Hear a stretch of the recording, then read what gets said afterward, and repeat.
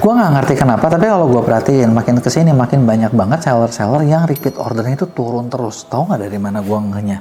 Karena gini, ketika kan kita lagi banyak ngolah data ya di MEA itu, kita lagi banyak ngolah data. Semua klien-klien yang kita kerja sama, kita lagi bikin platform buat data analisisnya. Jadi mereka tahu harus ngapain. Nah, ketika kita lagi ngolah data-data tersebut, gitu, kita nemu ada beberapa poin di mana banyak yang kan kalau di Shopee itu kelihatan ya, maksud gue kelihatan tuh gimana, contoh gini, lo tau gak sih di Shopee ngasih tahu kalau pembeli lu tuh pembeli lamanya berapa persen, pembeli barunya berapa persen, ya kan? Nah, kesini kita jadi nggak gitu, kok makin banyak seller-seller yang pembelinya tuh banyaknya pembeli baru semua gitu, artinya pembeli lamanya turun. Nah, ada masalah apa nih? Karena gini, kalau gue merasa kalau pembeli lama gue dikit, gue panik loh. Karena kenapa? Artinya bisnis gue itu lagi nggak sehat dan bakal beresiko. Justru yang bagus itu adalah bisnis itu harus pembeli lamanya tuh harus rutin gitu, karena itu yang bakal bikin sehat. Bener nggak? Nah, gue pengen tahu apa kalian ngalamin itu semua. Coba lo kasih tahu gue. Nah, di sini kita bakal bahas gimana caranya biar pembeli kalian tetap beli, dan apa yang bikin kalau pembeli kalian tuh nggak beli-beli lagi. Tapi sebelum gue mulai, buat kalian yang baru nonton, jangan lupa buat klik tombol subscribe-nya dan aktifin lonceng notifikasinya ya. Oke, yang pertama, apa sih yang bikin pembeli lu tuh nggak beli lagi? Nah, ini yang paling, maksudnya gini loh, kita banyak nganalisa banyak hal kan, karena suka ngeliat, oh ini kayak gini, kayak gitu. Tapi kadang kita lupa satu hal paling penting. Hal paling penting tersebut adalah, apakah produk lu itu bikin konsumen ngerasa wow? Atau produk lo tuh begitu datang, ya begini doang, mahal lagi anjir. Udah, ngerti nggak poin gue? Ya kan, produk yang orang ngerasa wow, itu tuh bikin orang seneng, excited, terus gue seneng pakai, gue nggak sabar, gue pengen pakai terus. Tapi kalau produk yang cuman, begini doang, bakal beli lagi nggak? Kecuali kalau memang misalnya lu jual sesuatu barang yang memang itu nggak ada repeat ordernya, ya memang satu kali doang, ya udah itu nggak masalah. Contoh, gue pernah ketemu satu kreator unik yang pernah viral parah di TikTok, mungkin kalian tahu Cavani yang jual kain kafan. Nah, produk dia gue tahu kagak ada repeat ordernya, karena lu pakai sekali udah lu nggak mungkin beli lagi, karena setelah itu lu artinya lu udah nggak ada. Ya kan, nggak mungkin beli dua gitu kan. Jadi ya memang cuma sekali aja gitu. Itu memang ini, mau experience bagus apapun memang produk sekali. Tapi kalau produk lu bukan itu, ada nggak wow-nya? Jangan-jangan orang tuh beli atau gini, orang tuh beli kalian cuma gara-gara kepepet sekali dan nggak mau beli lagi. Contoh, gue pernah ngalamin pribadi ya. Gue ke luar kota, gue ke Jakarta, udah pergi jauh-jauh karena buru-buru. Gue bawa koper, tapi koper gue nggak bawa baju. Contoh cuma 1-2 hari doang sih. Akhirnya gue beli, maksud gue nggak bawa kaos sama sekali. Jadi akhirnya gue beli kaos, beli di Shopee yang instan, gitu kan.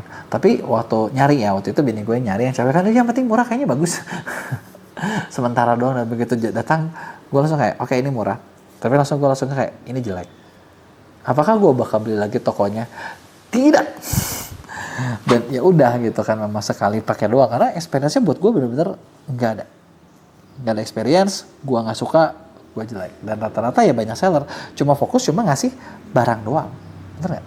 Bikin murah, nggak bikin experience berkelanjutan, nggak ada follow up, nggak ada ngontak lagi, ya kan? Dan itu adalah ya mayoritas seller itu kayak gitu. Jadi ini lo harus ngerti, menurut gue ya, hal pertama yang lo harus lakuin adalah jangan sampai lo dibeli itu sekali, karena kalau lo dibeli sekali rugi besar.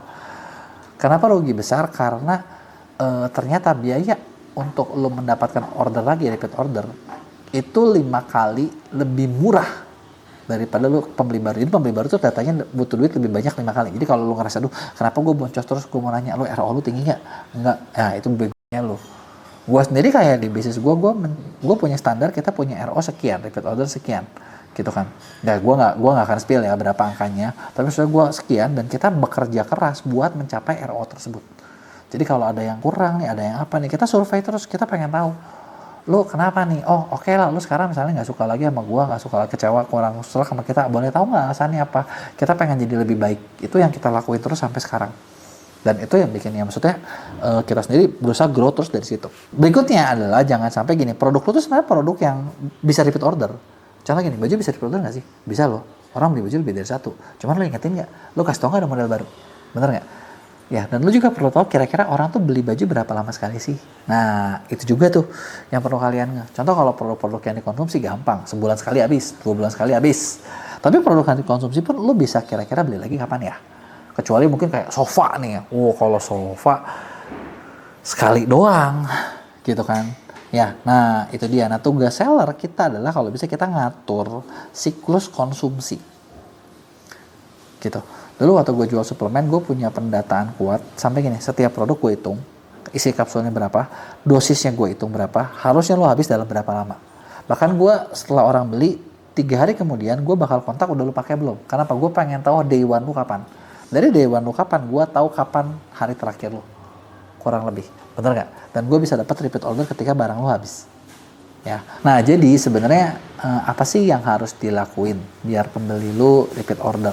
Jadi kalau tadi rangkuman dari poin-poin yang gue bahas ya, sebenarnya simple. 1, pembeli itu butuh dibikin rasa wow. Rasa wow kalau produk lu biasa aja, produk lu generik atau apa, lu bisa kasih dengan mungkin kayak hal simple yang bikin itu jadi beda. Contoh gini, lu jual barang apa power bank deh. Power bank yang diharapin orang ya awet. Susah juga nggak pengen beli lagi, tapi lu kasih bonus tertentu, bonus khusus yang personalized, lihat cowok apa cewek, udah gitu mungkin ada thank you card. Itu sesuatu yang kadang bikin orang lebih menyentuh, bener nggak? Sambil kayak nanti diingetin gimana kak power banknya, cocok nggak? Nanti inget ya kalau kakak nanti ada butuh apa, ingat kita lagi. Itu kan hal-hal simple, hal-hal sepele yang bisa bikin orang tuh ngerasa diservis lebih. Karena orang Indonesia senang diservis kok basicnya tuh, gitu. Banyak yang apa ya? Banyak yang pengen merasa jadi kayak pejabat gitu. Kalau lu servis, seneng banget ya. Daripada situ judes yang sini deh, gue bener-bener diservis, gue diagung-agungkan. Nah, itu poin yang pertama. Jadi lu bisa bikin rasa wow. Kedua, lu buat siklusnya. Lihat siklus pemakaiannya berapa lama, kurang lebih gimana. Dan siklus ini lu harus lakukan yang ketiga, pendataan. Database pembeli ini adalah nyawa lu. Pendataan ini yang perlu kalian perlu ingetin lagi, perlu kalian kontak lagi, perlu ditawarin lagi supaya ingat sama kalian dan beli lagi produk kalian, repeat order produk kalian. Gitu, itu adalah yang ketiga. Nah, yang keempat, lu mulai nih. Lo mau ngingetnya pakai apa? Mau pakai chat, mau pakai dari Shopee, mau dari TikTok, mau dari mana, gitu kan? Lo perlu kalau misalnya lo pakai chat, lo punya database, lo perlu buat ngeblasnya, gitu kan? Nah, buat ngeblasnya, gue nemu ada satu tools namanya sebari.co.id, lo bisa cek. Itu bisa buat ngeblas WhatsApp dan itu bisa buat ngerapihin konsumen CRM kalian. Jadi CRM kalian itu bisa lebih rapi dan ngejualnya bisa lebih laku. Gitu kan. Atau kalau kalian kalau misalnya di Shopee kan susah nih gue ngebeli database, lu jual pakai link creator. Jadi itu satu project yang barengan di mana Sebari dan link creator itu ternyata saling berhubungan. Lu punya beli link creator gratis, Sebari bisa buat ngeblas dan lain sebagainya. Gitu. Jadi itu sangat ngebantu banget, sangat memudahkan banget. Gitu kan. Nah, terakhir, nah kalau bisa lu perlu punya personal touch atau hubungan sama si pembeli tersebut. Dengan mereka kita hubungan personal, itu bakal bikin mereka nggak enak, dan kalau misalnya mereka mau beli barang, belinya ke kalian lagi. Jadi kebayangkan, itu dia beberapa cara supaya repeat order lu naik. Karena kalau repeat order lu kagak naik, udah deh, capek, mau sampai kapan sih jualan cari orang baru terus, mau ngiklan terus, nanti boncos terus, bener nggak? Sedangkan yang lama, kalian lupain. Padahal ini nih, menurut gua, emasnya tuh ada di sini. Ya, kurang lebih kayak gitu. Kalau ada yang bertanya, lu tulis di komen, bakal gua jawab di Q&A minggu depan. Jangan lupa juga buat like dan share.